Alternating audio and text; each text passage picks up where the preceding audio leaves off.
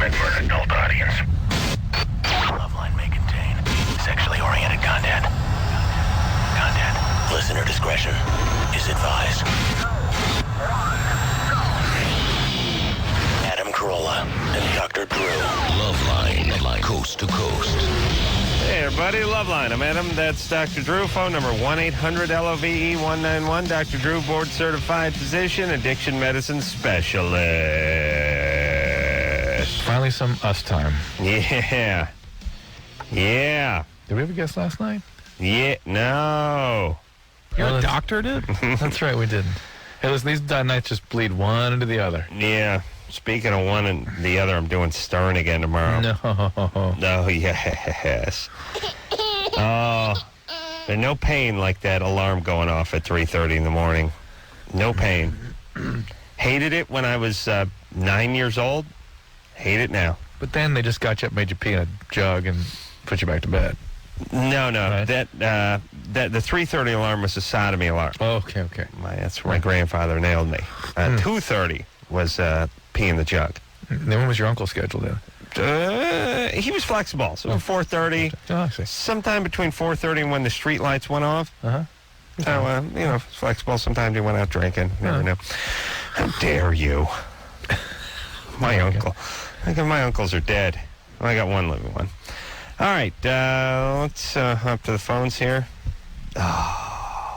Drew, you like me? You can ruin your whole day based on something that's coming 16 hours down the road. You know, the problem, I think what you're really feeling is you still haven't gotten over the shock of what you did to yourself to do that damn show 2 days ago. Or yesterday, wasn't it? Yeah, it was yesterday. Yesterday. And so you're I'm not still recovered. kind of tired. Yeah, you're not recovered, and that you can taste that pain. You know it's coming. You're still kind of feeling it. Man, it's going to hit. Oh, yeah. And then I imagine you have a little bit of work to do in the afternoon that day. Yeah. Oh, yeah. Oh, yeah. Good times. Oh, yeah. Michael? Yeah, what's up? You're 20? Yep. Yep. Yep. Is that it? Huh? Anything else to I'm say? going to wrap this show up a little early tonight. Right, how about right now? We drove out here. Let's stay for at least as long as it took us to drive out here. All right.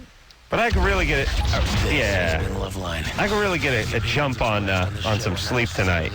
I'm getting up at 3:30. Even if I went to bed now, it wouldn't be what you call a good night's sleep. Oh, yeah. I was looking to wrap it up about 20, 25 minutes from now. Michael? Yeah, I got a question. Mm-hmm. Well, see, I've been with my chick. Hold on a second. Oh, boy. You know my theory, Drew? Mm-hmm. My theory is we start the show at the same time every single night, 10 o'clock. Okay. But almost every night we finish at like 12:02, 12:01 and 40 seconds. That's right. We can cash that back in now. Hell yeah, we can. Yeah. That's a minute and 45 or 2 minutes. I think we probably average about a minute and a half, minute 45 after midnight. My contract says 10 to midnight, by the way. Huh. 5 nights a week times whatever, 7, 8 years we've been doing this show. Let's just to keep it in 2002. It's now where are we? It's like 10 months of at least 5 times 20. We're about a half hour a week right there. Easy. Oh. No. Well, let's give us 10 minutes a week. Oh, we're not having a half hour a month. Yeah, Sorry, half hour a month. And then put that times 10. There you go. There you go. We're not showing up till Wednesday next week. All right. Wait a minute. All right, Michael, go ahead. Yeah, well. Let's really not do that anymore, Drew. It hurt me now when I realized it was 10 hours of free radio. Go ahead. My chick used to have these big orgasms when I would go down on her. What are you going to do? Mm-hmm. Well, she doesn't have them anymore. Mm-hmm. She has like little bitty ones, and she says it's not me, it's her. But I don't know what to. She doesn't really tell me a lot, so I don't know. How can you tell? How do you judge the size? It's more the build and the. She used to have big ones. Now she has small ones. I need to know if she's on medication, a new birth control pill, that kind of thing. I got to punish Michael for the effing word just a little bit more, don't I? Let's punish him by getting to it. Getting well, at least he cut himself. Yeah. All right. Michael? Yeah. You showing any birth control pills? Yeah, that's it. Did she recently start some? No, she's been on them for a while. How long has the orgasm's been little? For about a month. And how long has she been on the pill? For about a year. And she hasn't changed brands or anything like that? Nah. Any other medication or anything? Nope. And she's not, she wasn't, how long have you been with her? About 2 years. 2 years? Almost 2 years. Almost 2 years. I heard lots of years, didn't you? No, I heard 3 years. Like it was between 2 and 3. All right, so I don't know. This is her changing. Don't be insecure. She's having an orgasm. You're way ahead of the game. Yeah, and all kinds of things can come to influence this, but most commonly it'd be medication and birth control pills and that sort of thing. And women have a little cycle. Mm-hmm. I mean, look at it this way, Drew. If you took most women and broke down their sort of sexual life from age, 16 to 66, there'd be some salad days in there and some dark days, you know? Whereas a guy, it's more about who he gets to screw during this period in his life. Right. I mean, all guys look back and like, his age. oh, man, when I was in high school, I was getting a cheerleader. Oh. And his age, that's about I it. got to beat off to that. Oh. You know, but it's not really about how much you were enjoying it. No. All right? Yeah, that's right. All right. Corbin, Speaking. you're Ooh. 31. Oh, I like that speaking. How's it going? We never get that speaking. Yeah, I'm from Florida. Mm-hmm. Good times? I'm from Florida. You're supposed to react, Adam. I was trying to get a piece of paper. I don't get time to react to everything. I'm a tired and busy man. All right, you're from Florida. Big deal. Yeah. From the Chinnecockney tribe. Yeah. Whatever. Want to teach Adam some... Cockney. Yeah. Sounds like you're Teach trying to me, blow yourself. Okay. I have a question for you guys. all All right. right. Yeah, Chinnecockney? Okay. Hold on a second. Is it a joke? I mean, a cockney? Yeah. sounds like there's some joke in there that we're not quite getting. Is it the hidden Yeah, joke? it's like from the Hey Bada Bada tribe or Right, something, right. you know? Let's see. Yeah. What tribe again? What tribe? Yeah, Chinnecockney. Nanahe. It's, Is Chinnecockney a actual tribe? no, I'm complimenting you on your Native American speech. Oh, do I say that? No. Oh, okay. All right. Listen, here's the problem, everybody. Don't do jokes. It's confusing enough for Drew when I do the comedy. Yes. When you do it, then we have to stop the show and try to decipher it. It's confusing when our listeners try to be entertaining, is it not? Oh, it's baffling. Especially when it's... It's certainly not entertaining. Oh, that's right. All right, Corbin. Chinnewa. Yeah, all right, Corbin. What's up Okay, now? I have a question. I'm having some problems with a female friend that I've just recently met, and she tends to want to be friends, and I have feelings for her. Mm-hmm. And it's kind of becoming an issue because it happens quite often. That you get like that? You get attached to women that don't want to reciprocate. Right. And what my question is I still really want to be friends with her because we get along well and we do a lot of social activities and stuff. Is there any chance that I'm going to be able to control my emotions and just be friends with her? No. Not until you hook up with somebody else. Right. Right, that's what I thought. There's that, and then you can do what every other male does, is sit and just wait for your time. But see, I don't want to do that. Wait till she's vulnerable. So should I actually, I'm going to do whatever you guys say, so give me pertinent advice. Find a new Kill yourself. one. All right. Find someone new. Well, Have you asked... shouldn't be... Hold on. You've asked her out in no uncertain terms? We've been on some double dates, but I asked her to come over tonight, and she was not into it. And she knew that, I wanted her to put out when she got here. Right. You Yeah. couldn't just rape her out in the street or place somewhere halfway between your two homes? She had to come over to your house? Well, she knew the Yeah, deal. I figured we'd do it. It's a little cold here in Frisco. All right.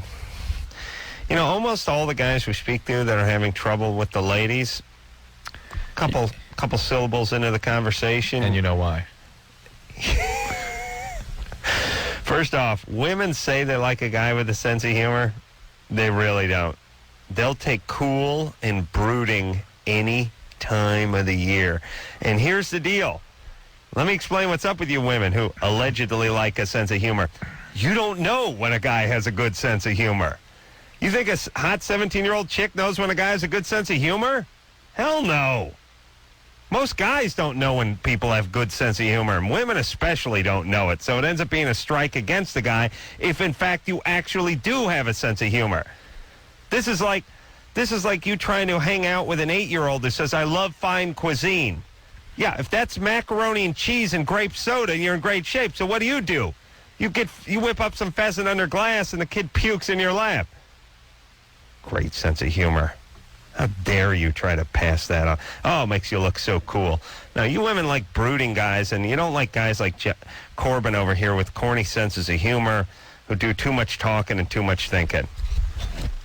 You show me a guy who doesn't talk, I'll show you guys getting laid. Mm-hmm. I don't know what that is. See how much I talk, Drew? Yeah, Yeah. That doesn't translate into much, I guess. Do the does it? math. Yeah. Jason, Jason? Yeah. you're 22. Yep. What's up? Well, I'm giving off like a friend vibe when I meet women. Apparently, Mm-hmm. they don't want to date me. They just say, they date me for a couple days and then they move on. How do you Born gay. How do you approach The someone? life is to live gay. How do you approach someone that you're interested in? Well, I go up to them and I let them know in a subtle kind of way, and that's how I do it. I say, hey, would you like to go out with me and stuff like that. And this you met at school or something? Oh no, I'm not in school anymore. Where do you meet them? I meet them in bars. In bars. So maybe it's the kind of people you're going after. How do you get on a couple of dates with them, though? Couple of dates? Yeah. Really? Do you kiss at the end of the date? Yeah. You do? You give them the tongue? You slip them the tongue? No, I let them lead into it. Yeah, but they don't often lead into it. You got to lead them into it. I mean, it depends on how good the kiss is. You can't just sit there and just like throw your tongue down someone's throat. Mm-hmm. Because, they don't like that kind of thing sometimes. All right. All right, so you pick someone up at a bar, and then you decide, you manage to hook up for a couple days. We go to a bar, I kind of meet them up. Jason, I guarantee, I can pretty much be assured this is the kind of person you're looking for. People are not really looking for a relationship or not wanting to date or certainly not wanting a nice guy. 22 and out of school is no man's land. And I mean it, no man's land, not no woman's land. 22-year-old chick, hottest commodity she'll ever be. 22-year-old guy, nothing. What are you supposed to do? Date? I'll tell you who you get to date. Really, who you should be dating at 22 is effed up 15-year-olds. I mean, that's who you got your best shot at. Effed up 15 and 16-year-olds. You're not advocating that. You're not suggesting. No, because if you're a normal 22-year-old guy, you don't want to date a 10th grader. Although that's not most our callers. But who are you going to date? You going to date some 22-year-old chick? No, she's dating a 31-year-old attorney. Mm-hmm. What are you going to do? Go back to college? Can't go back to college. Right. You can't date. Who gets to date the college chicks? College dudes. If you're out of college and you're 22, 23, you're not making any money, you got nothing going on, no man's land. Yeah. Better off being 17 and a senior in high school. Oh, yes. It's tough. I feel... Go to graduate school. Yeah. Joe? Yeah. Or just get a job as a janitor at the college. And you get to nail those college chicks. Good time. Yeah, at night, when they fall asleep. Joe? Yeah, what's up, guys? That big key ring, What's up, Joe? You're 15? Adam, first I gotta say you are a god. Thanks. All the kids at my school, or most of them, they all know your name and stuff, and we even have a little fan club stuff going on.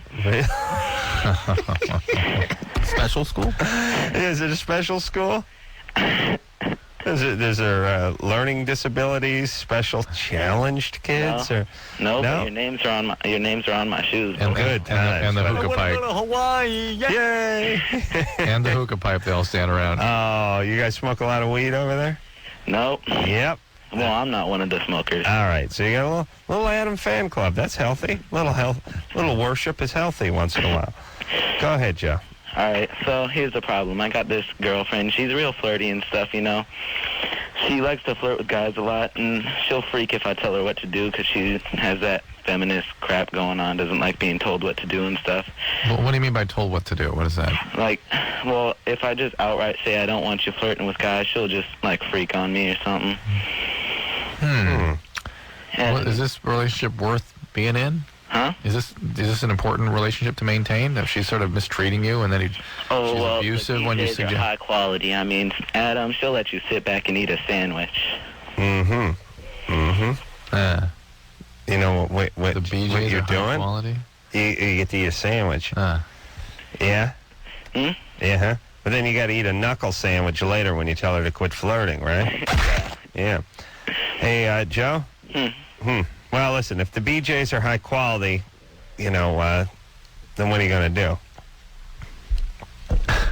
That's why you make the big bucks. That's why I make the big bucks. Yeah, that's right. That kind of wisdom. What, 15 years old, if you're getting high quality BJs, what would you have traded that for?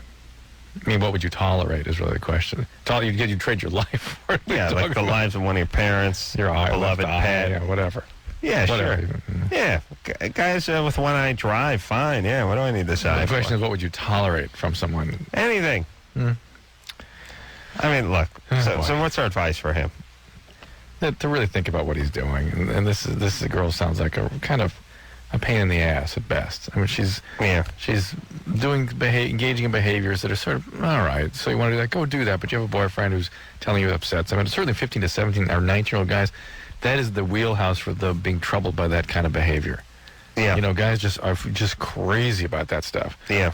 And to do it somewhat is, of course, understandable and normal, but to really flaunt it and then to become abusive when he brings it up, that's not right. All right. I didn't feel that Joe was that attached to the question, so I didn't get that into it. Yeah, I'm with you. And here's the deal, callers. Drew and I, whether we like it or not, because we're just not professional enough to fake it, will be as into the call as you are. Mm-hmm. If you're not that into it, you doesn't seem like you're just talking, bragging, doesn't seem like it's a big deal to you, then it's not a big deal to us. And it won't last very long. That's right. Unless it reminds me of something. In which case, we'll still put you on hold. I'll put you on hold and go for a jag, and then I'll come back and talk to you at the end. And technically, it'll be 7 minutes, but really, we'll have only spoken to you 30 seconds out of that 7 minutes. Right, Drew? 30 seconds, yeah. Derek? Yeah, You're 19? I'm 19 and I am. Great. What's up? Nothing. I just had some questions for you or for Drew, if Drew's there. Yeah, what's up? Okay, I've been spitting around these hospitals the past year or so. I've had 2 doctors tell me I'm bipolar. Now I have one that tells me I'm not. So, of course, they just throw all these medications at me. Are they all from the same discipline? Are they all psychiatrists? Yeah, yes. I've been to psychiatrists and psychologists. Have you been using drugs during this whole time? Oh, no, nope. You don't do drugs? No, not anymore. So all right, so you did do drugs. Yeah. And when you were doing drugs, was that when you got the bipolar label?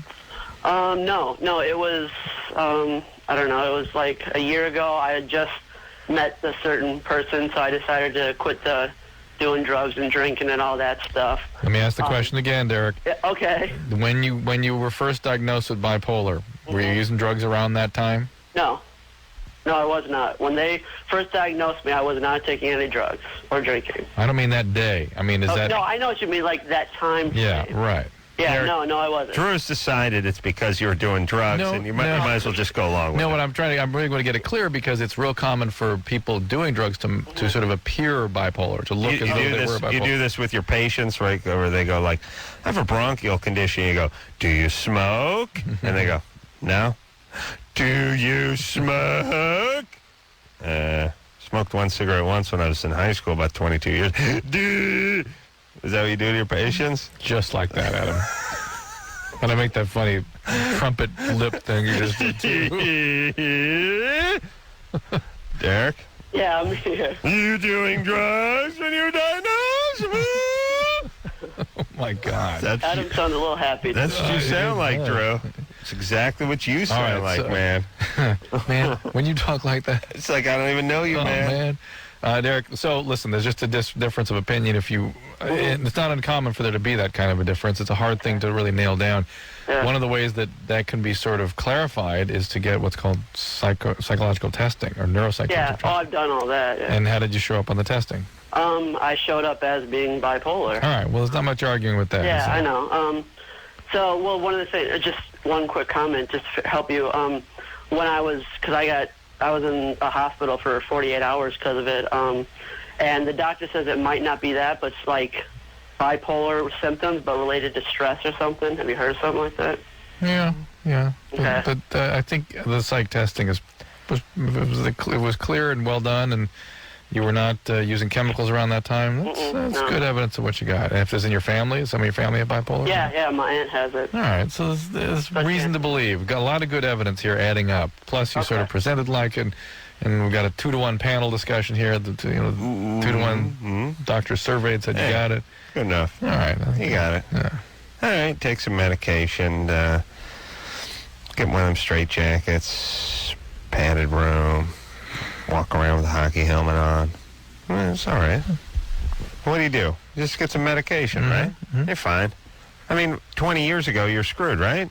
30 years ago? Yeah, there's a lot of great medicine now, in fact. That's all right. Yeah. No better time to be bipolar. So far. We'll take a break. We'll be right back.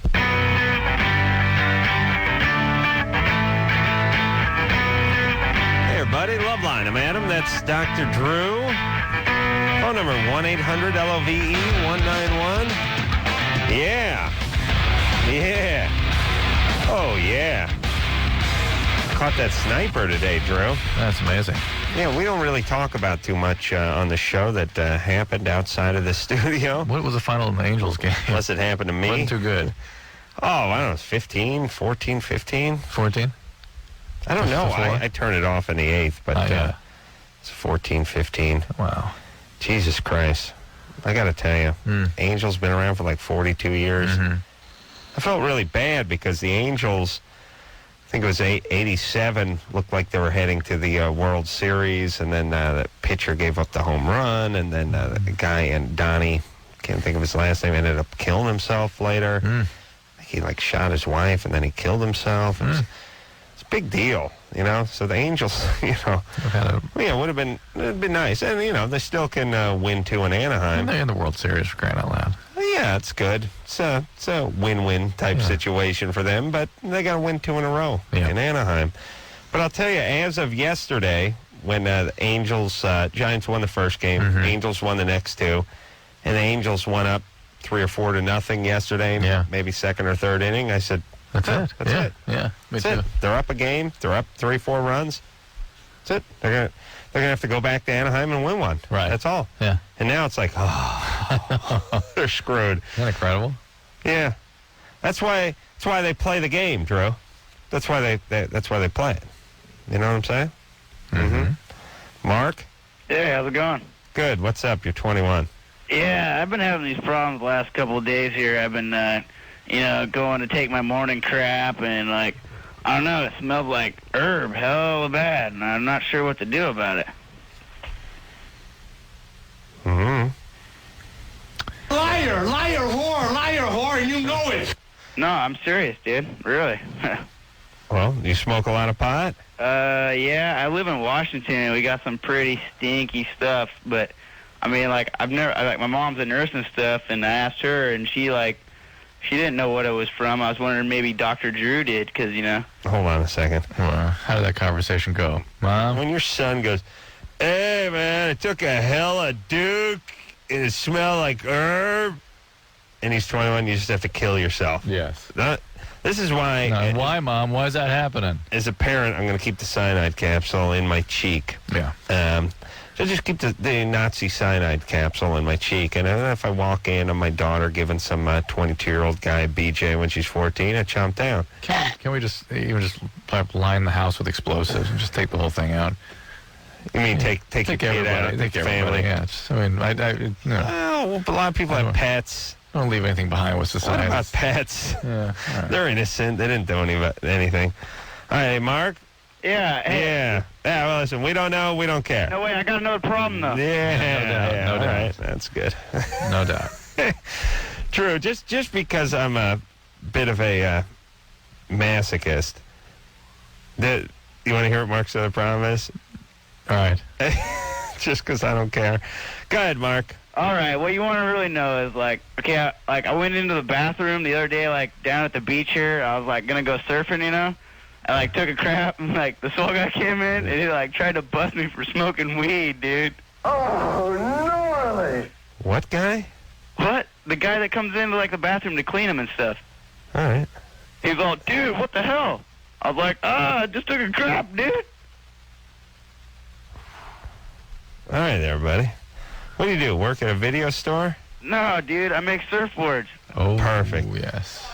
Mark, you got to wear one of those dust masks when you work around. Man. Oh, no. I think my cartridges are a little bit low. Yeah, you got to change out the cartridges on your Binks respirator. Oh, yeah? All right, buddy. Those It's inhaling a little too resin. many hydrocarbon. resin fumes get into your brain. Andrew, Yeah. what's up? Hey, I was wondering, those Burger King commercials you did, Yeah. did you get any free food for them? No, Why not? because they said, you want free burgers, you want $450,000. Oh, So I took the money. but they didn't give you burgers anyway? You No. can go buy the burgers. I could use some of the money they gave me to buy burgers, Oh, I think. Is that all right, Andrew? yeah. Yeah. You would Now have they- taken the burgers, though, right? Yeah. Okay. Yeah, it's not how it works. I mean, That's 14. no. This question comes up a lot where people want to know if they paid you in pickles or those little ketchup packets, or if every time you guys ate lunch on the set it was nothing but Burger King. No, I didn't see so much as a Burger King fry on any of those things. Here's how it works, everybody. Burger King is the client. The client talks to an advertising agency.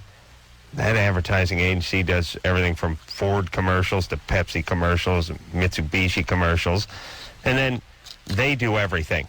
And then the Burger King guy, Drew, what are you doing there? You got to open the... I'm listening. Got to open the envelope Didn't during think the it would, speech? think it would make a huge crackling Has to noise. put it in. Well, you have to put it up to the mic and open it up. Drew doesn't even know it, but he like every night he plays like mystery sound. What is this? This is the sound of a coffee mug colliding with a microphone. Okay. The point is Burger King is nowhere to be found. They got one guy from a corporate office in Florida. He sits around and says nothing. You make your commercials, you go home. All right, but Whoppers cost $1 a piece, right? Whopper's If a you buck a spent piece. all your cash on nothing but Whoppers, how many Whoppers would you have? 450,000. Well, no, because they're 99 cents a piece. Oh, see that more. Plus tax, Every- minus ev- tax. Every 99, I could get another one. Well, that way you got to pay your agent. You got to pay. Oh, yeah, you got agents. You got the tax man.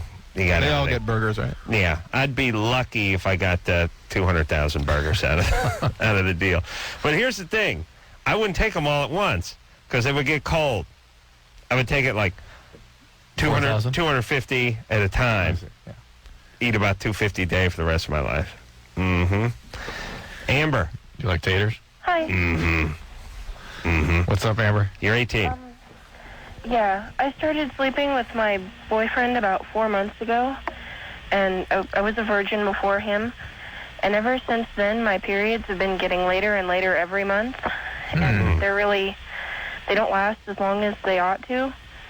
What are you guys using for birth control? We're using condoms.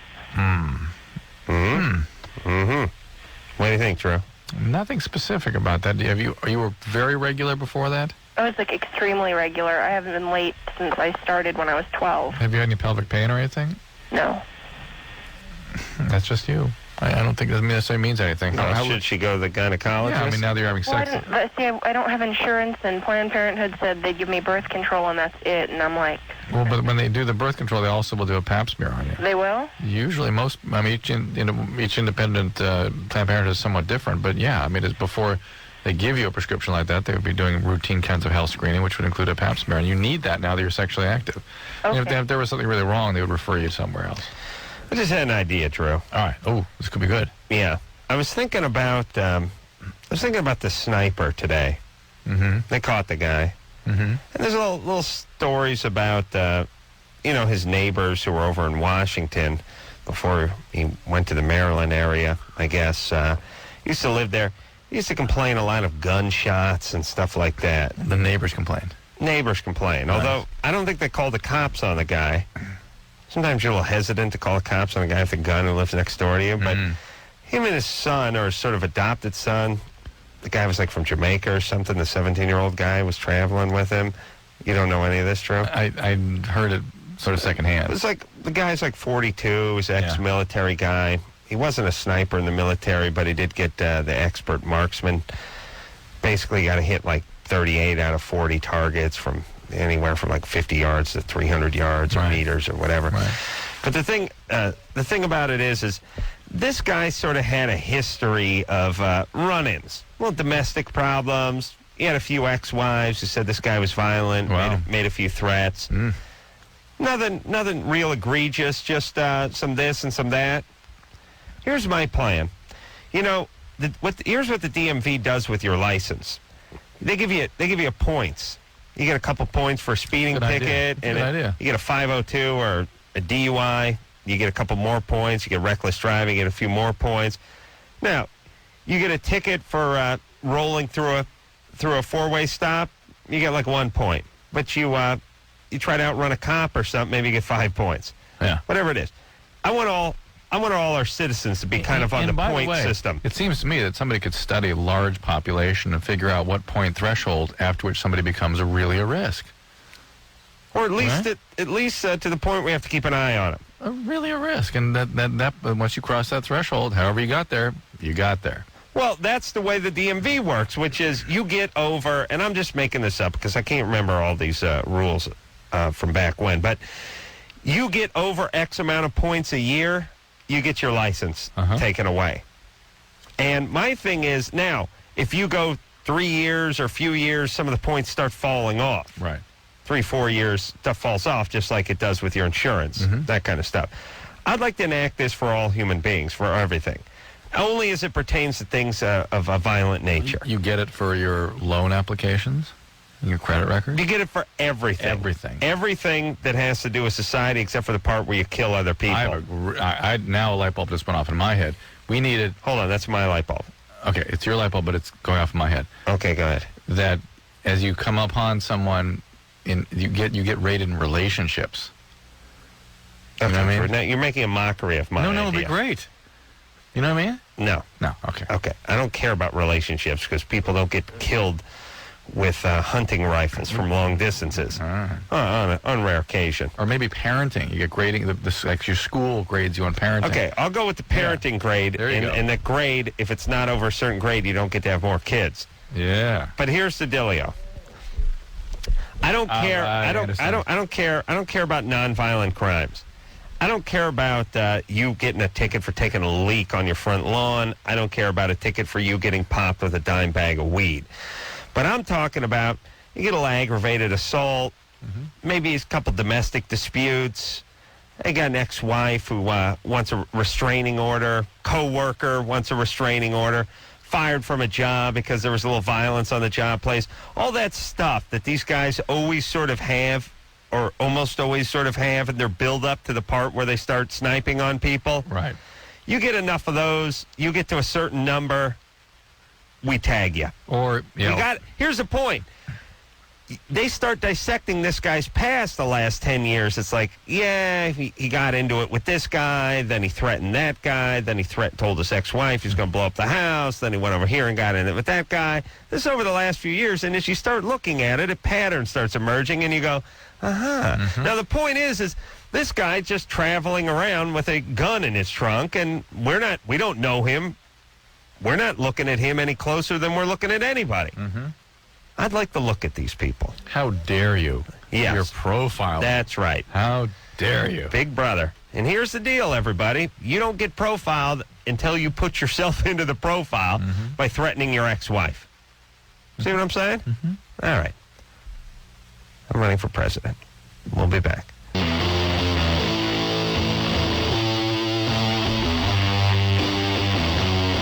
Hey, everybody. It's Loveline. I'm Adam. That's Drew. Phone number 1-800-LOVE-191. What you going for is Halloween, Drew, for Halloween? I was just telling our assistant producer, Lauren, that I am just not into dressing up anymore. I mean, last time I did that, I swear to God, that was just it. I mean, you can't go anywhere beforehand. You can't go anywhere afterwards. It's uncomfortable. It's makeup. It's weird. It's just, no. I can't don't. You don't have to do the satanic clown who was attacked in the face by a woodpecker. You know, these people that go nuts with their outfits where by the end of the night, they're drunk and they've been sweating because they're dancing. Oh, what time is it? Drew whacked the mic with his mug. 43 minutes into the show. That's a new record for you, Drew. It becomes a pain in the ass. Yes. But here's the way to go.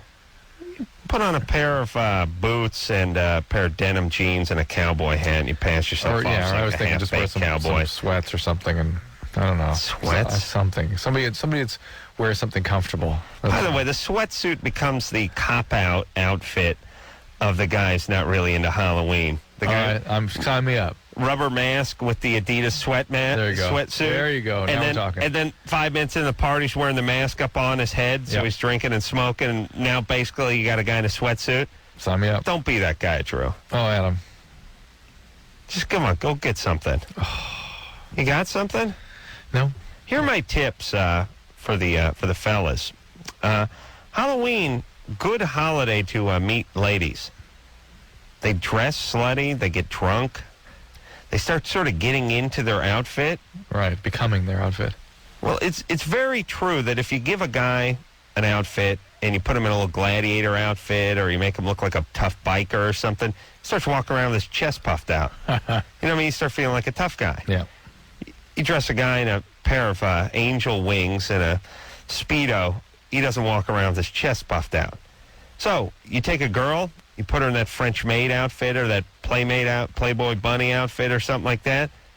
She starts slutting it up a little bit. Booze starts flowing. People always out for the night, you know. You keep Staying out. bringing up the alcohol thing, boy. You seem to. Oh, it works. You missed that, or I'm what? just saying for the guys, get an outfit that looks good on you. Chicks like a uniform. You know, be a cop. You know what I'm saying? Yeah. You gotta dress as a cop. Then you get to start doing that whole cop thing. You meet some chick and it's like, I'm gonna have to take you downtown. Do a little questioning. You've been a naughty girl, but you know what? No, I cut your deal. I'll look the other way, but I'm gonna need a little information. Don't make me get these handcuffs out. You see what I'm saying? Oh, yeah. Play it up a little bit. I'm there. As a single guy, this is your best holiday to have a crack at women. Drew, just put on some latex gloves, a little blood. Yeah. Be Come on, a Drew. gynecologist. Yeah. Be like a evil gynecologist. Mm-hmm. Jen, Yeah. you're 23. Yes.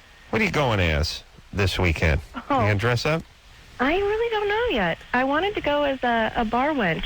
Yeah. See. Right. You'd be easy pickings. Well, there you go. Right. All right. So what's up? You got big jugs and a wide ass, right? Hey, no. Big jugs. Yeah. Bouncy. No wide ass on you. No, not really a white ass. Medium wide. Yeah. Yeah. Bar wench means when I hear bar wench, I see big jugs and a wide ass. I see the cleavage, yeah, But completely. you get so focused on the cleavage, you forget about the ass. Oh, I'm sorry. I'm not an ass woman. Yeah. Hi, Jen. Drew's an ass man, though. What's you know? going on, Jen? You know how he knows he's an ass man? Oh. Because whenever anyone brings up his name, they go, "That's Drew. He's an ass man." Yeah. Yeah. So hard. So funny. All right, Jen, what's going on there? Jen, let's get to it. What's happening? Okay. I'm 23. I'm a virgin. And I do masturbate on my own, as well as I use a vibrator every once in a while. Mm-hmm. And, Virgin. What? yeah. Took a minute to sink in. 23 virgin? Yeah. Mm-hmm. She sounds a little embarrassed about that. Why? Why are you embarrassed? Because I always wonder if people look at it more as like, oh, she can't get any, or whether it's because it's by choice. Is it by choice? Oh, yeah. Okay. Nobody, and I don't know if you're talking about men or women, but Men. men don't really look at she can't get any, They know better. especially if they're trying to get some off of you. Yeah. Just look at it as good. Well, then I always look at it the fact that guys probably don't want to date me because they don't I won't probably put out. Well, Yeah, but do they all have to know you're a virgin before you go out on a date No, with them? not before you go out, but once you start dating, it comes up. well, but you find out whether it's a guy that you want to have stick around or not. Yeah. That's sort of Why? Are you a religious person? No. Why are you a virgin? I was raped when I was younger, Oh, okay. There we go. Good times. so I just So you're not a virgin. You're just abstaining. True, you always do that, but I count that as a virgin. no. I agree. Biologically, I'm not a virgin. Well, I mean, what happened? What happened? Yeah, who raped you? It was a coworker actually. How old were you? When I was 18. No. What happened before that? What? Were you physically abused growing up or something? Yeah, I was sexually abused twice Growing No. up. growing up. That's what we're talking about. Yeah. And what happened with this coworker? It was a date rape type thing, Mm-hmm. and my boyfriend was actually there, which sucked. At the same time? He was outside. He was like outside the bedroom. Doing what? Oh, you know, Drew. Raking your leaves. wives, your I don't- girlfriend's on a date. You're standing outside the bedroom. Curious. Well, no, it wasn't a date rape in that sense. Like, it's not like I was on a date with another guy. It was a party, and I knew him, and, like, my boyfriend was there and all, and he took me into the bedroom, and my boyfriend was sitting out there on the couch, and he heard the screams and everything. Heard the screams. Now, if you'd been sexually abused when you were younger, You wouldn't have been usually screaming. you wouldn't scream. You just sort of freeze. You freeze, yeah. Yeah, so you had the freeze reaction. That's what this guy knew you would do. That's why he pulled this off. But what about He yeah? didn't- I wouldn't say that he knew that I'd freeze, though. These guys know it. That's why they. Wait a minute. I thought you said you were screaming. No, I screamed some, but no, I do agree that I froze. Yeah, he wouldn't be screaming. So why do you bring the boyfriend about screaming when you weren't screaming? No, he did hear some stuff going on, that I was upset and that I had yelled no, or that I had said no and stuff like that. Well, what do you think he was doing? He was pissed off. That He was pissed off at me. that you were He thought even- It was my fault. So he was angry with you for going in there with him? No, he forced me in there. The boyfriend. No, my boyfriend didn't force me in there, the guy that this happened with. I know he did, but your boyfriend. Why was he pissed off? He was pissed off at me for being in there, for putting myself in, I guess, that situation or something. He was saw pissed you. off while he could. Okay. While he's hearing you scream from the next room, he saw says, you being physically forced in the room, and he got mad at you? Yeah, he didn't see me forced into the room. So I think he thought that I was just in there and getting it on with this guy. And then I don't know what went through his head when he heard, that I was upset, obviously, because I was crying. Afterwards? Well, during, too. Yeah, sure. And, Did you have this guy prosecuted, or did you do anything about this? No. No, but here's the thing. Hold on. See, Drew, when somebody gets sexually abused when they're young, they just get scrambled. Yes. Reality becomes just like a whirling dervish in their mind. In their interpersonal, when they're faced with interpersonal stress, it becomes, you can't tell what reality is. It's just impossible. No, she's screaming or she's frozen like a deer in the headlights. This guy was angry. The boyfriend heard her scream, didn't do anything. I would have loved it. I'd love to talk to the boyfriend and hear his side of the story. But it's all sort of colored by the recapitulation of her past, when undoubtedly her dad knew that she was being abused or something, and she expected him to rescue and so on. Jen. no, that did happen when I was younger, too. What happened? With the fact that I was being abused and I went to my parents. And they ignored you. Friend. And my mom just kind of said, well, stay away from him. And so you see how this is a recapitulation of that trauma, too. And so who knows really what your boyfriend experienced. You experienced something sort of recurrence of the past. Therapy, baby. Oh, believe me. I know. Okay. I understand that one. Are you doing that? What? Are you doing it? Oh, I am doing therapy, yes. I have been in therapy before for it, too. Good. All right. Yeah. All right. So use a vibrator. Yes. Are you sexually compulsive? Sexually compulsive. Yeah, do you masturbate a lot? No, not a lot. It's like I do sometimes. Some weeks I will a lot, but then some weeks I won't at all. Do you have violent fantasies when you masturbate? No. So you don't have any shame or stuff around that? You're not trying to recreate and master No. the... Okay, all right, No. good. Yeah. So you had a question about a vibrator. Yeah, I was always. I'm curious if when I do finally have sex, whether that will have desensitized me. No. And probably not. It can a little bit, but you can always bring that in with you when the time comes. You know what I'm saying? First time around's a little weird, though. But, Jen? Yeah? You got much bigger fish to fry than the vibrator fish. Which I caught a 14-pounder once. 14 vibrator?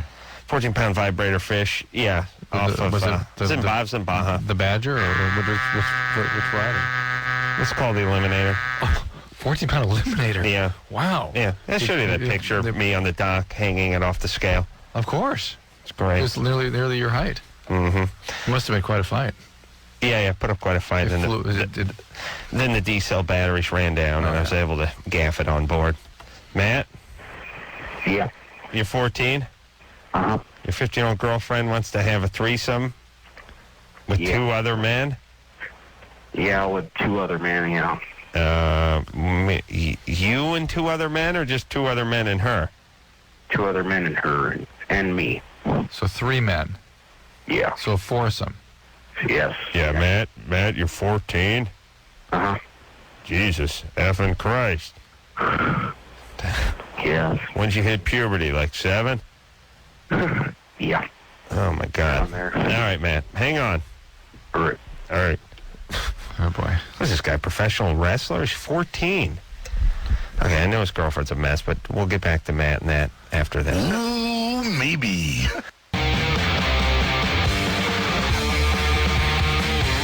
Hey, yeah. Woo! Tell you what, we got a show, Drew. We got, yeah. Show. Doing a show. Doing a show. Yeah, phone number 1-800-LVE-191. I'm Adam. That's my partner. I think people laugh when they talk. It's my good partner, Dr. Drew. Yeah, lightning round. Yeah. No, I don't got it in me. I'm pre-tired. I'm getting up at 3:30. And no engineers coming over the house. I got to hook it up myself. Oh. Yeah. Dicey. Yeah, I'm going to be doing a little broadcasting from my house tomorrow about 3:40. Well, about 4. Did you buy the Zephyr? Are you releasing it? What are you doing? Yeah, I bought all the equipment. Wow. I'm going to do the Stern show tomorrow. Here's my plan. Get up 3:30, make a cup of coffee, go in the office, try to fire up the equipment, do a little test in the microphone, flip a few switches, and then just urinate all over the equipment and go back to bed. I have an idea. Fire breaks out. You know I how don't care. you hate this studio? Mm-hmm. Shoot from your house. I'll come over there. Would you? Guests can come over. Just make a nice little room for us. It'd be great. You kidding? I don't want a lot of the people to come on the show in my house. Oh, I see. See what I'm saying? We can trade off. Some weeks in my house, some weeks in your house. Trade back and forth. Guys from Jackass.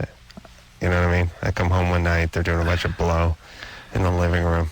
They got some of their friends there. Yeah.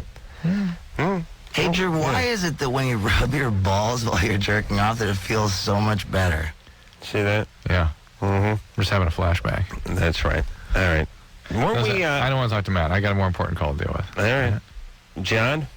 Hello. You're 49? Yes, sir. What's up? First of all, Drew and Adam, I appreciate you both very much. You guys give a lot of good advice to a lot of people, and thanks. I've never made a call like this before, and I'm a nervous wreck, even though I can't see you, and I'm afraid I'll stumble over my own words. But you're doing good. Don't worry about it.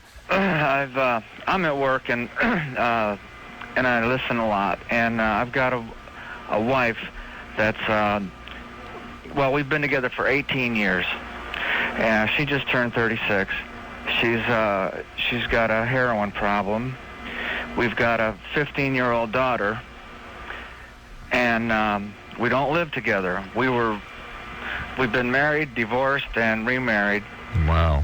You got married the first time when she was 18 and you were 31? No, she was 25, and when we were first married, she got pregnant. We got married.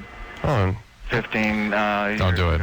16 years. The math doesn't quite work out right, but go ahead. It's all right. She's 36 now? Yes, sir. Yeah. You've been married 18 years? Yes. No. Well, when she got pregnant, my daughter just turned 15, so we got married 16 years ago. Well, roughly 15 and a half years ago.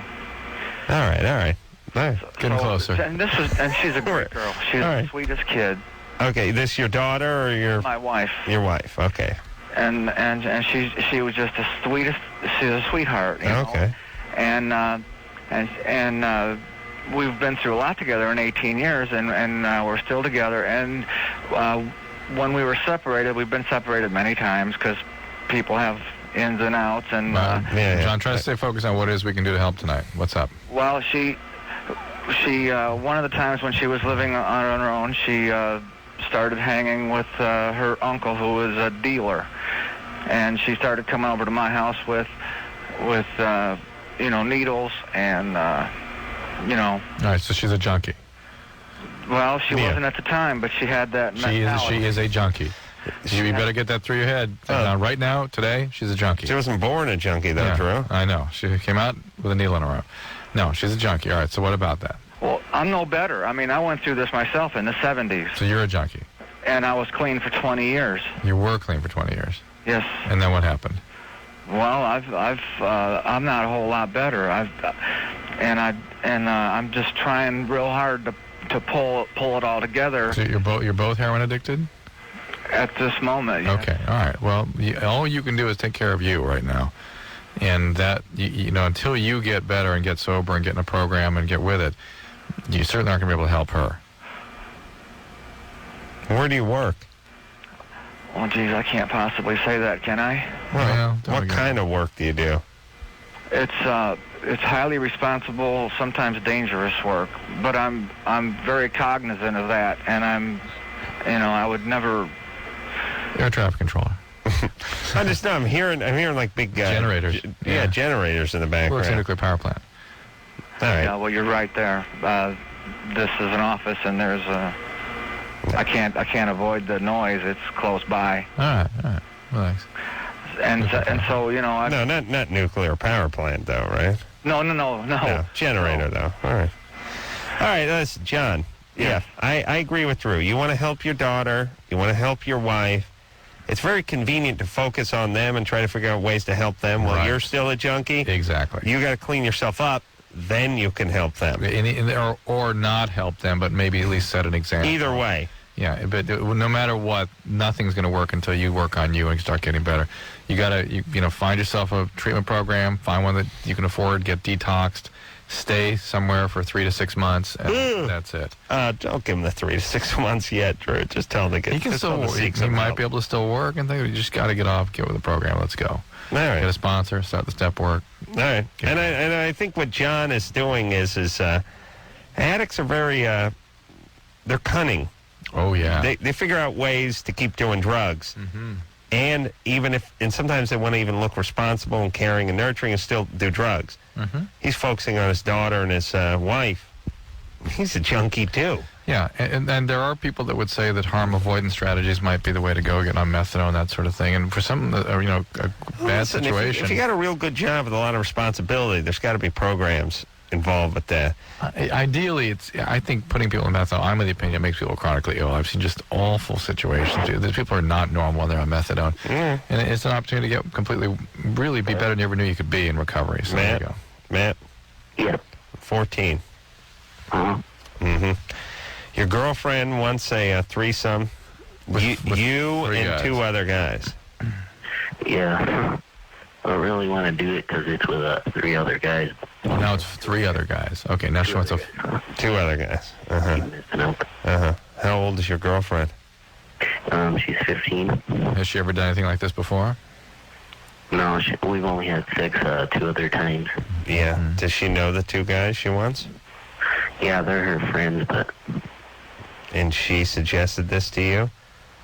Yeah, I'm wondering what I should do because I don't really want to do it because I'm not gay or anything, but... Uh-huh. Here's the situation. I'll give you 2 options here, Matt. This is 3. A, you are really gay. B, this is a bogus call. Or C, you have a girlfriend that's seriously screwed up. Yeah. So maybe you should hope it's a bogus call. It'd be good, right? Yeah. You wouldn't have a screwed up girlfriend on your hands. Yeah. Yeah. Is it a bogus call? No, she's kind of screwed up. Kind of screwed up? Yeah, she's very screwed up. Yeah. Matt, you're not using any protection, are you, when you have sex? Oh, yeah, I am. What are you using? Condom. Oh. I thought he was using, I was predicted he's using one of those Golden Nugget chewing gum bags. Those little pouches, the Golden Nugget chewing gum comes in. Cinch at the top. Pulling that over his penis and tightening about halfway down. For me, I think I could stuff my balls in there, too. Oh, yeah. Mm-hmm. It'd be a nice look, wouldn't it? Chiclets. Stuff your balls in one of those Golden Nugget chewing gum packets and just next time you drop your pants, give the old lady a thrill. Yeah. Matt? Yeah. Don't get her pregnant. Yeah, I'll and no orgies. All right. Yeah. All right, buddy. Oh, my God. It's got to be a nightmare. Imagine having young Matt, 14, got that bad teenage mustache. Huh. You know it's a good look? You know it's a good look that teenage boys get? The bad teenage mustache with zits. Oh. You know the zits and mustache look? Mm-hmm. It's always a tough look. The teenage mustache is not a cultivated mustache. It's just, I don't know how to shave. Right, I never thought about shaving before. Just sort of grows. Just sort of there, and I'm not sure what to do with it. It becomes like a beard on an old black woman. It's like, I don't want this. I just don't know what to do about it, and I don't think anyone notices. Think if you were an anthropologist from Mars, and you land on this planet, and you watch the human female develop through adolescence and young adulthood, and then you watch the male. And think how, well, the female blossoms into reproductive prime, and the male sort of turns into a spaz, like a circus geek. Hoping to, meet a powerful figure in the community at some day and raise his prospects and meet on the field of battle with other males. You see those people who have the moles that have the hair hanging off them, like if there's some kind of law or it's against a religion to actually clip the hair? Old guys with the eyebrows, the old black women with the beards. What is that with the old black women who have the beards? They got like the chin hair on them. What is that? What's up with the old black women and the chin hair? Well, there's lots of old people that get hair, and they just and it's usually overweight. It's usually yeah. Why overweight? Because the adipose tissue, I believe, is converting the estrogen to testosterone. That's how that works. But when a guy's overweight, doesn't he start producing more estrogen? Yeah. So when a woman gets overweight, or maybe it's the excess estrogen gets converted to testosterone. Somehow they get a little extra androgen flying around. Yeah, it's always bad times. It's always overweight. It's always chick. It's usually black chick, but I'm talking about 70 years old. Mm-hmm. And then they just aren't aware. They aren't seeing so good. They don't really see it. It's just don't care. Don't see it. Moles with the hair growing out. Mm-hmm. Teenagers with the zits and the mustache. Oh. Linda? Yeah, hi. You're 27? Yeah. What's up? Am I on the radio? Yeah. I had an experience lately, and when I told a friend about it, they said it sounded like a acid flashback. Have you done acid? And I did acid a long time ago, like 10 years ago. Uh-huh. And it's not the first time that these experiences have happened. And it starts with like the hearing, and like everything sounds muffled, and then the vision goes, and like everything's in slow motion, and I feel really sick. And one of these times when I had these experiences, like I actually collapsed. I just totally passed out. Mm-hmm. And I didn't pass out for long because they tried to pick me up, and I came back too. This could be anything. Yeah, this could be probably not the answer. This could be a cardiac problem. This could be a seizure. I mean, you should sort of start with the cardiac workup and see if you're having rhythm problems that's causing your blood pressure to plummet. Or maybe, tumors, all kinds of things can cause this. You need to see someone immediately. Okay. Okay? This what do you may do? or may not have anything to do with the LSD. You're 27. What do you do? I'm a teacher. Really? Yeah. What grade? A fourth. Yeah, that's nice. You cute? Average looking, plain. Mm-hmm. All right. Nothing wrong with you. Really? Linda? Yeah. I guess. I guess I need to see a doctor. I thought you were having an episode right there. Yeah, see a doctor, would you? It may be the LSD, but I doubt it. It's more likely to be something else. Oh, yeah. Unless you're a serious lightweight. Hey, she did it as a teenager? Mm-hmm. You can have flashbacks. So flashbacks usually are changes in thinking and or visual disturbances. Yeah. You kind of know. You tend to be kind of aware that something's going wrong. It's not you don't pass out.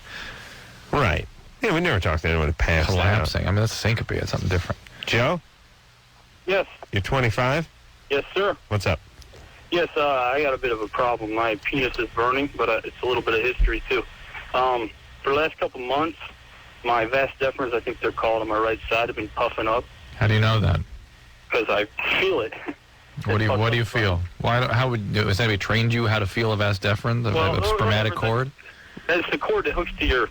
So you can feel the cord is thickening. You can feel the spermatic cord. Yes, I can feel when I feel whatever the cord that's hooked in your balls. I think they're called a vas deferens. Well, it's this rheumatic cord you're feeling. Okay, yeah. What's a vas deferens? It's one of the things in the cord. All right. All right, so I feel that, and it's swollen up a little bit. And it'll only do it for a couple hours, and only do it every couple weeks or something. Well, I went and saw a urologist last week about it. Okay. He couldn't. It was swollen down by the time I saw him. Mm-hmm. He couldn't figure out what it was. Did he put you on antibiotics? But no, I'm going to take some tests next week. All right. It's probably something called epididymitis or maybe prostatitis. It's okay. But that's not my question, though. That's part of that's just a little background. Well, the other day I went and did some chicken right afterwards. I don't know, about a half hour later, it was burning. I don't know if it was something to do with my problem before and just a coincidence, or if it could be something. It could be a new STD, or it could be related to the problem before, and the problem before could be an STD. What kind of STD could that be? Gonorrhea, non-gonococcal urethritis, all the sorts of, the usual infections that cause... Are they treatable? Yeah, highly treatable. And No, you die. Yeah, they should. You need to say, because it's sort of ascended into the higher parts of the male genital tract that you've got there. You'll need to take a longer course of antibiotics, and you may have recurrent symptoms, but it's something that's quite treatable. Ascended means got in through the penis and made its way down to the sac, or ascending up? Meaning up into the. Well, ascend means up, but upstream. But it's in the sac. It's still upstream. So it goes up and loops around. Yeah. Nice. All right, let's go back to the phone. Speak to Anna, 22. Anna. Hi. Hey. Oh, stop. Ooh. Yeah, hold on. Okay. Sexual abuse, age 6. Okay, 5. Okay. Anna? Yeah. Go ahead. Okay. It kind of all started when I was 14. I was raped. And no, what happened before that? Nothing. Hmm? No. Yeah. Nothing. You a small person? Yeah. What size are you? 5 foot. Mm-hmm. How much you weigh? Like 120. Mm-hmm. Why? Yeah. She's like a small person. She sounds like someone who's small in stature. Now Oh, no. I don't hear so much a little girl, but it's definitely it's a pixie voice, but I don't know if it's a little girl voice. I'll try to talk deeper. No, that's all right. Nothing happened before you're 14. Nothing. No physical abuse. Dad was a great guy. Yeah. My mom and dad got divorced, but... When you were how old? 4. And why? They just didn't work out. You don't know why? No, not really. And your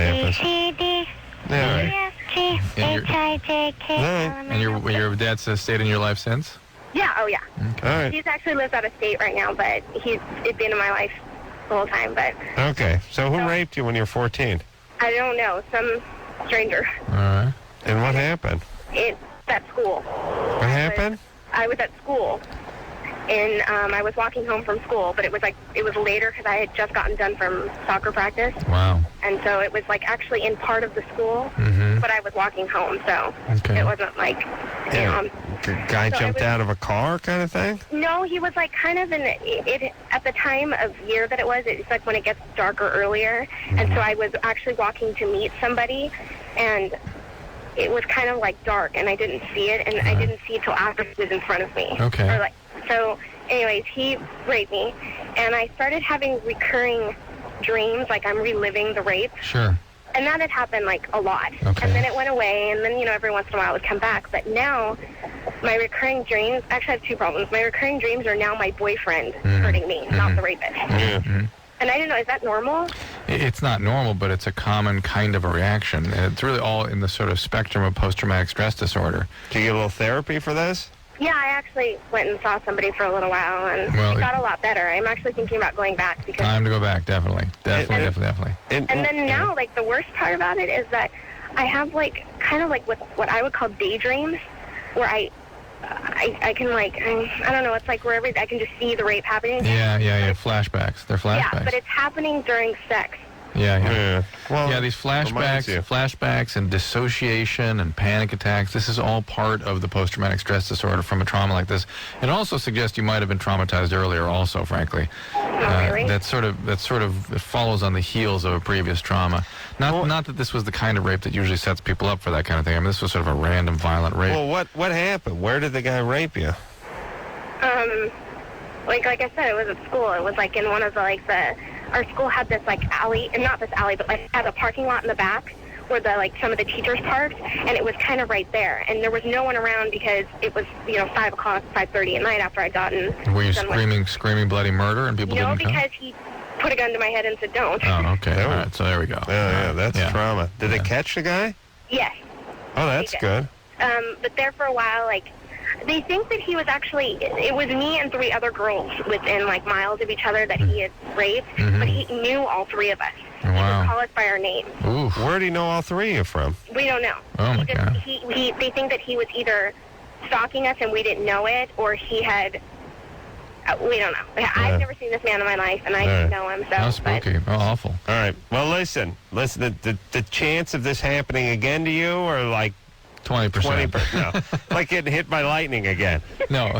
You're fine. You got out of the way. Me, I'm waiting to be raped. But Anna, I know listen, it's around the next corner. These experiences you're having are rather typical of post-traumatic stress disorder, and there are very effective treatments out there. Please go take advantage of that. There's no reason to suffer with this. And it's something that can become generalized and become sort of fixed and problematic and ongoing, and you can sort of start engaging in behaviors which you can't control. Where this is the kind of thing that makes women go out and start having sex with lots of partners that are sort of abusive, and they don't know why they do that. Yeah. Those are sort of dissociative experiences that they recreate. I never figure out how these guys can rape in a parking lot. Yeah, or with a somebody was fighting. Imagine that. Well, I mean, I understand you put a gun to someone's head and they calm down a little bit, but we rarely hear about the gun to the head. We just see, the guy, he overpowered me kind of thing. Listen, I mean, I couldn't. I couldn't imagine, my wife's mom's a little bit loony, One time we had to take her to the hospital. Had to call the cops, throw her in the ambulance, get her to the hospital. 70-year-old woman kicking and scratching and screaming. Cops. Albeit she's Italian, so it gives her the strength of 10.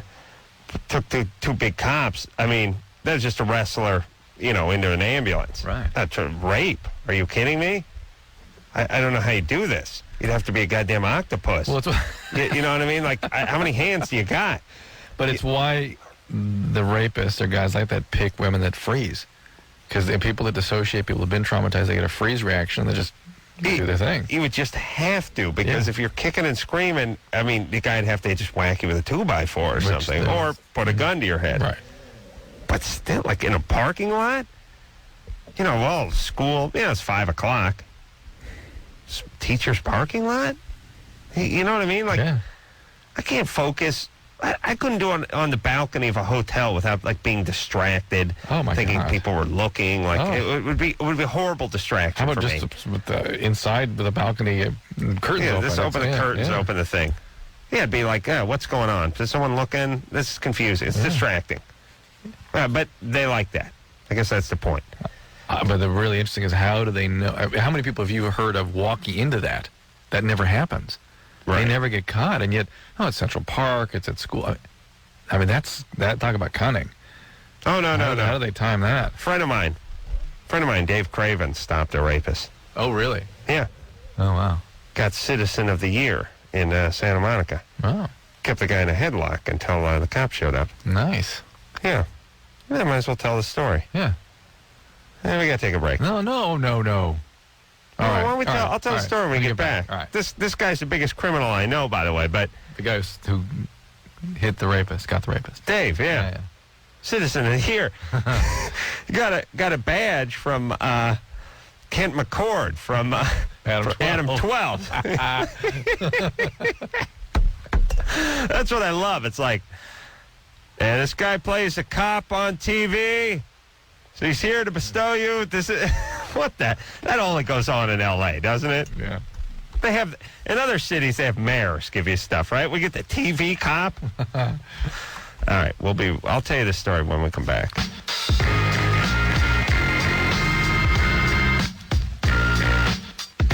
Hey, Loveline, I'm Adam. That's Drew. Phone number 1-800-LOVE-191. So my buddy Dave, I went to junior high with. Actually, I went to met him in grade school. This guy. Is the Dave, the guy work on your house and stuff? Yeah, this guy looked like a cartoon villain. Yeah. He looked like with huge calves. He looked like the construction worker from the Bugs Bunny cartoon. Absolutely. Precisely. This guy was Dave. Dave won about 5'9.5", 5'10", about 245. Yeah. Didn't lift weights and wasn't fat. Yeah. Wasn't rippling muscle, just thick. Uh-huh. And Dave was thrown out of the military, thrown out of the Navy for beating a commanding officer with a shoe in a bar in San Francisco because the guy wouldn't give up the payphone. Oh, did he know it was the commanding officer? No. Oh. He was out of uniform. So. Oh, just bad luck. Just bad luck. Dave has worked for me for many years, and we've had a heated relationship. Really? He ordered some things out of the Sears catalog for himself on my credit card once. Good time. Yeah, But anyway. What'd you say? I don't know. He was one of those, I was going to pay you back. Yeah. If you found out. A decent enough guy. But Dave's had an interesting past. But Dave was living in a little place in Santa Monica, and he used to park his car down the street because he had a bunch of warrants or something, and the meter maid was after him, and he was coming home, probably had a few drinks, walking down the alley, coming home 3 a.m, and some chick was getting raped in the bushes. Wow. In the alley. Oh, my God. Feet, like, hanging out of the bushes kind of thing, you know? Dave piled in, God bless him. Got the dude in a headlock, and wouldn't let go until the cops showed up. And what, did she run and get the police? I don't know. The neighbors called or heard the commotion or whatever. And dude had been in jail for like 25 years for rape. Been out for about 7 days. Just time to rape again. When aren't you going to rape? I mean, is there a better time to rape than after you've been cooped up for 20 years? Well. You know what I'm saying? Plus, that's what you do. So anyway, the guy's back in the thing. And then Dave got Citizen of the Year in Santa Monica. Wow. And like I said, I don't know, Martin Milner or Kent McCord or one of the guys from Adam 12. Yeah. Hi, I'm Martin Milner. You know me as Captain. What the hell's his name on that show? I cannot remember. Yeah, I drove a police car with no rear view mirror in it that was actually attached to a flatbed truck for 3 years. So, I'm highly qualified to bestow this award of excellence and community merit on. So he gave the thing to Dave. Now, ironically, Dave's neighbor had a restraining order against him later. Dave was the guy who his neighbor called the cops on him for listening to the stereo too loud one night, but he was wearing headphones. Oh my God! By the way, that you're listening to music loud in your headphones when the neighbors call the cops on you, and you're wearing headphones. Wow, headphones, and it's not like the thing came unplugged from the jack or anything. He liked to listen to punk rock. He liked it loud. Cops pounding on the door. He doesn't know it. Of course not. Sees the flashlight coming through his window. Oh. Listen to headphones. Sherry? Yes. You're 19? Yes. What's up?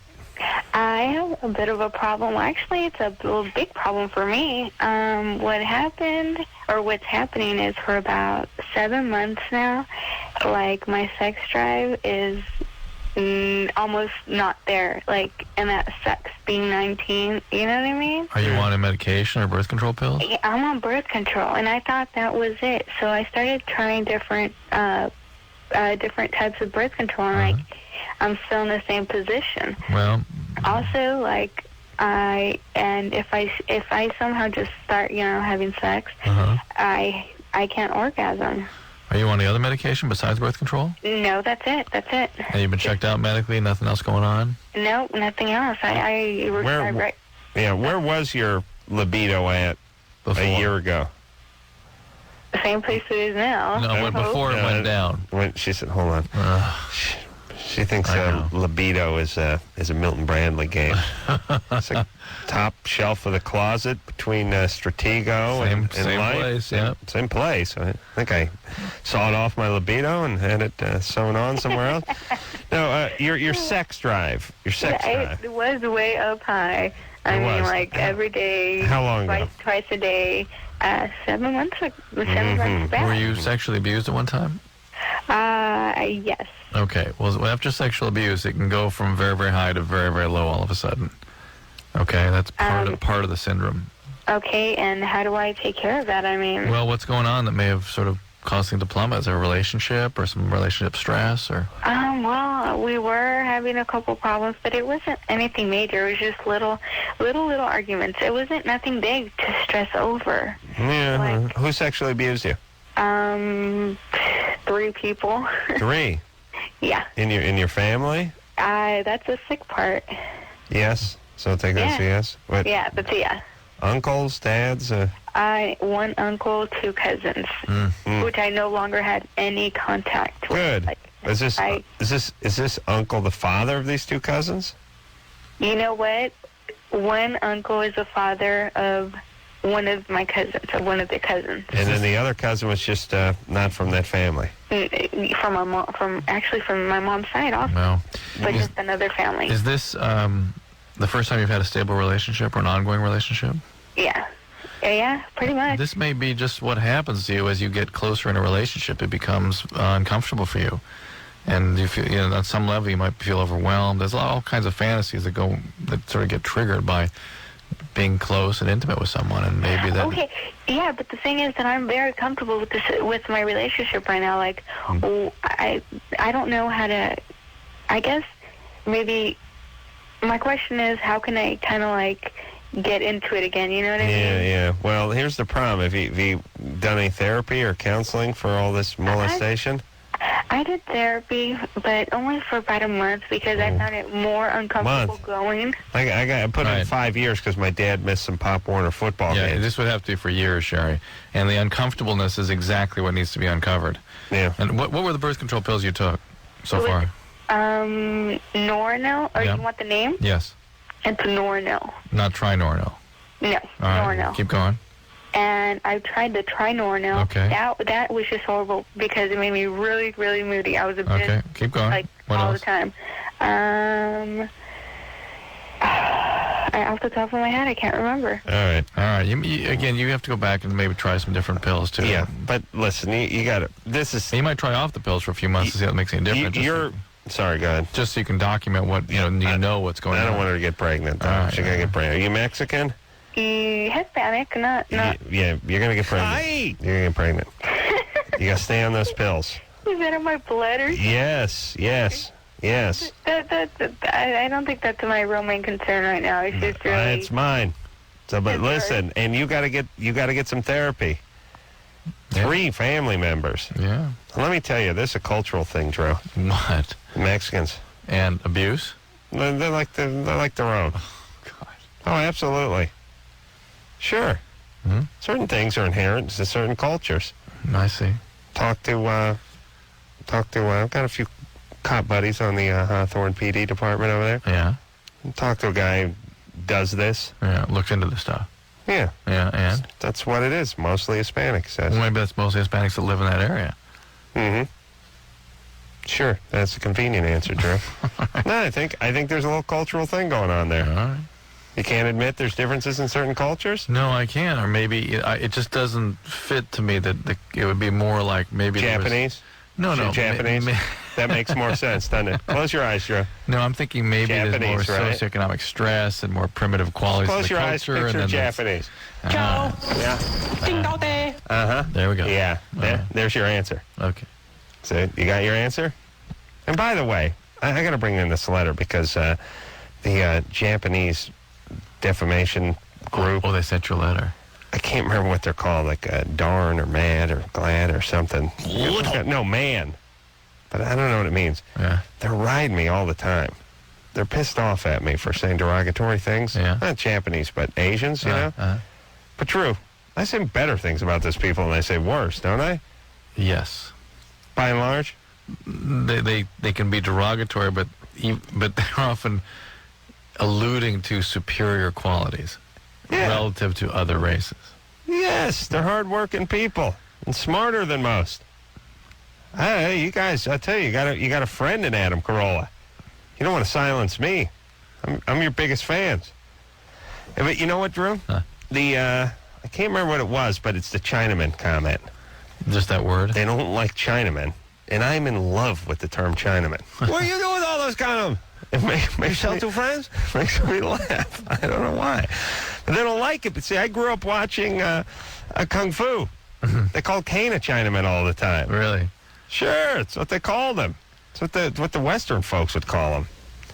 All right, but anyway, you know what it was? They sent me this tape that had us talking about holistic remedies. Oh, yeah.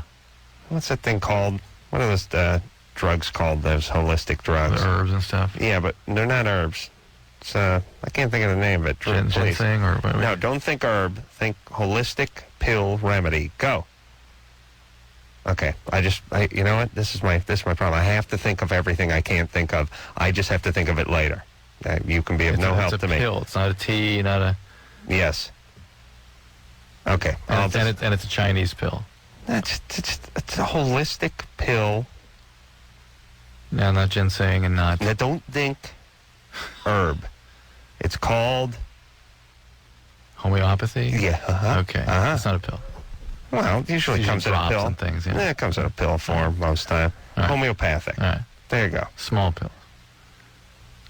Small pills. Well, the whole big idea... jumbo truck tire size pills that normally people refer to when they say pill. Homeopathy, it's a small pill. Homeopathy means tiny, tiny doses. Of nothing, though. Of nothing, yes. Of nothing. Yes. Okay. So we're talking about homeopathy or homeopathy or whatever.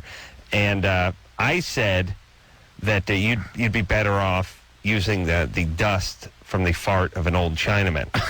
It's funny. I thought it was funny. And they sent me this big long letter saying it's guys like me that cause the abuse and the stereotyping and, why it's not, essentially safe for Asian people to walk the streets kind of thing. And it's like, I thought, when's the last time we dragged an Asian behind a truck? We don't mess with the Asians. Like, here's the thing. Where's all the Asian beatings going on? Hey, the guy with the skin and the eyes, let's go get him. Come on.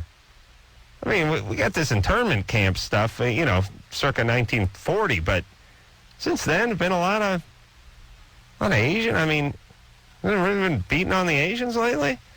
I don't see it. So here's my thing. What's the complaint? I mean, you can complain about me, but you can't say that I'm causing something that's not happening. Right. There were some problems during the riots. Thank you. Hey, but we got to take a break here. Oh, there are problems during the riots. Yeah, but that's the blacks. That's not me. Don't I know you? No, the problems were the Koreans just got guns and went on the roofs of the store and started shooting the blacks. It had nothing to do with me. All right. Maybe the Minka stuff bothers them. Hey, listen, USA... Minka, I'm a huge Minka fan. USA Weekend's doing a teen survey. They're interested in you guys fill it out. Check it out. You can also check it out at usaweekend.com. What are you talking about? They're publishing a study. You want the Asians to fill out a study? Sure, yeah, exactly. Teen Asians. Don't play tennis no more. All right, we'll take a quick break. We'll be right back. Hey, yo, Loveline. Let's get back to the phones. Drew, let's talk to the Freud guy for a second. Yeah, go ahead. All right, we'll be fast. Guy's been on hold for 70 minutes. David? Oh, hi. Thanks for taking my call. Sure, Dave. I love your show. Thank you. So I've been reading a lot of stuff like on the ideas of Freud lately, and one of the things that I guess like he had said, so that children who get sexually abused, that then they would forget their trauma and it would get repressed, and then it would sort of come out in these weird ways that would sort of later affect their lives. But born gay. Yeah, most people who are sexually abused, in fact, remember it. And Freud had the whole sexual abuse thing sort of wrong. First, he thought the women he was talking to were histrionic and came up with these sexual abuse memories, were making it up or were distorting some memory. And then he decided that it's always repressed. He didn't quite have that part exactly right. But what about the part where you were sexually abused and you sort of repress the memory? And does repress mean forget, or does that mean choose not to think about? It's suppressed is choose not to think about. Repressed means it goes away. It's submerged somewhere. Right, but it goes away within you. These are concepts that aren't really thought of in modern But terms. then it does come out. It is Yeah. manifested in a really- lifestyle. They think now in terms of more implicit and explicit memories, that the memories that are implicit are sort of wired into your system and set up your behaviors. All right, so... And explicit well, means you remember, you have an image of it. right, but whether it's wired into your system and it's wired at the time, the point is your sexual abuse affects the way you lead the rest of your life. And if you substitute the word repress for suppress, Freud wasn't too far off. No, he's not too far off. But Dave, if you're interested in that stuff, I'll give you a book that synthesizes pretty nicely more modern stuff by a guy named John Allen, A-L-L-E-N. It's called Traumatic Relationships and Serious Mental Disorders. But I guess, like, my specific sort of question is, though, is like a lot of times on this show that sort of, it seems like you sometimes suggest that, like, oh, like, you know, maybe the person can't just remember being abused and that they should sort of go and get therapy. No, we don't never say that. If they don't remember it, we don't push it. Sometimes it seems like that you kind of decide that, oh, Next caller! We decide it, and then they tell us. And then they tell us. Yeah. Oh, listen, listen. We haven't had this in a long time. And you know why we haven't had this beef in a long time? We used to get this beef from a lot of our callers a lot of the time. We used to get it not only from callers, but from media types and other a-holes like that. We used to get this beef a lot, and now we never get it anymore because we're right all the time. We're never wrong. Thank you. I know it's very convenient, but people started to figure out when we told people, stop, wait a minute, go back and look and tell us whether you're abused or not. They would go back and look, and they were abused. Or they weren't abused, and we'd say, all right, you sure? We'll poke around a little if it sounds like they're engaged in some behavior that smacks of prior abuse. But once they say no, we sign. And if anyone ever calls this show and says, I think I was abused, I want to get in some hypnotherapy to see if I was, say forget it. Our answer is no. Don't do that. The idea is not to rely on dissociative kinds of mechanisms that the brain evokes or invokes in the face of trauma. Really, Dave, if you're interested in this, read Traumatic Relationships. He's not interested in it. He's Serious interested in busting our balls. He's not interested in learning anything. He wants to bust our balls. But tell us what your opinion is. Tell us what you think. No, I just think that I think actually, Adam, like a lot of times you've said that, people should just act normal because they know how normal people act. I think that's like much better advice than sort of sending people on these searches into their past. No, we will never turn somebody to search. Well, hold on, dickwad. First off, the advice I tell people, which is act normal, is the advice I tell people.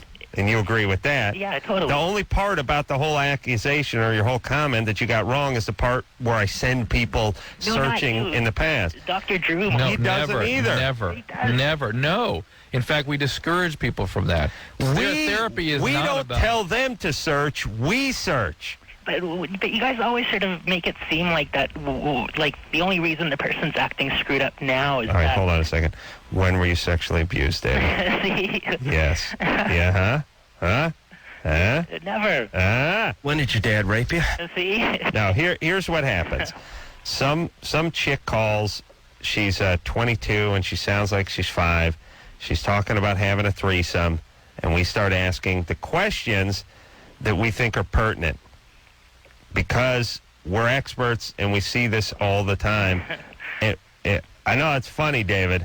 Yeah, you think you know more than me? No. You're high. No. I'll tell you why I'm an expert, everybody, because I sit in this godforsaken dump 2 hours a night and talk to a-holes. That makes me an expert. All right, buddy. Let's focus on you getting laid. Yeah, that's the real subject. When is the last time that penis of yours was in something other than your underpants? A couple months. Couple what? Months. Couple months? Yeah. Yeah. All right, buddy. Let's focus on that and take care of yourself. All right, thanks. All right, good times. See ya. But if you're interested, I suggest you read a little bit. You'll see how these patterns are evoked. He's not interested. But let's finish the point. We do not tell people to dig into their... in fact, we discourage people that want to evoke memories. It's, in fact, about having relationships where you don't rely on the old implicit techniques that your brain had wired as a result of those experiences. Yes. So oftentimes it's about not getting back into those memories so that they just evoke and reinforce the same old mechanisms. I know. And people's perception of the show is they call up and they say, I want a new vibrator. And we say, you were raped. When were you raped? Tell us what your dad did to you. And it's true half the time. But if we're right 85% of the time, then What's wrong with it? And that's where the problem lies anyway. Aaron? Hi, You're 18. yeah, I have a question about birth control. Yeah. I have pretty big boobs. They're 38 triple D, and I don't want them to get any bigger. Is there any, like, hormone? Damn, bitch. How big's the rest of you? I'm 5'8", and I weigh 150. Damn, bitch. Hold on. Let me do the radio math. 5'8", 150, 38 triple D. Remember that extra minute you didn't want to spend on the radio? You better get through this. You just shut up.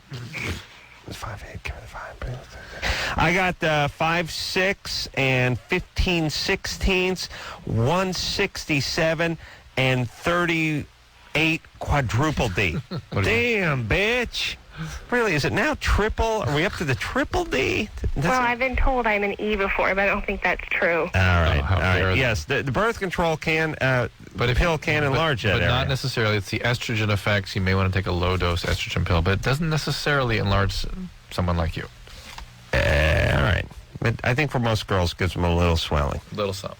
We'll be back. Well, that about finishes it for our me time, for me and Adam. Adam had to get out of here because, of course, he has to do Howard Stern in the morning. We wanted him to get his good 2.5 hours of sleep in before he has to do that GD show. Okay, so I'll say the thanks this week. I want to thank phone screener Brian for doing a great job. I want to thank Tara. Don't call me Tara, goddammit. Oh, big whoop. Yeah, that's right. What are you going to do? That's why he makes the big bucks. Assistants, what are we calling you? What does he call you? Assistant producer, Lauren? That's good. Thank you, Lauren, for a great ass clown. That's right. And, of course, the talented one, the one that, what does he say? Is for sliding those potentiometers. Engineer Anderson. I also want to say farewell to Sarah Buffington, who was a phone screener here, who is now moving out of Los Angeles to Chicago. We'll miss her, and Adam and I both want to say farewell. So next week, we got a big week coming up. We got Bob Crean Jr. coming in. We have the female leads from that 70s show. It's Laura Prepon and Mila Kunis. How does she pronounce her name? Kunis. And we've got Buzzy Phillips coming in. We've got the voice of Bobby Hill. Busy Phillips, who pronounces her name. It's late at night, guys. Give me a break. So, this is Dr. Drew on behalf of Adam Carolla, then saying mahalo. He's all, dude, what the hell? I was like, I just took a crap, dude. All right, everybody. This has been Loveline. The opinions expressed on this show are not necessarily those of the staff, management, sponsors, or this station. The producer for Loveline is Ann Wilkins Ingold. Loveline is a presentation of Westwood One Entertainment.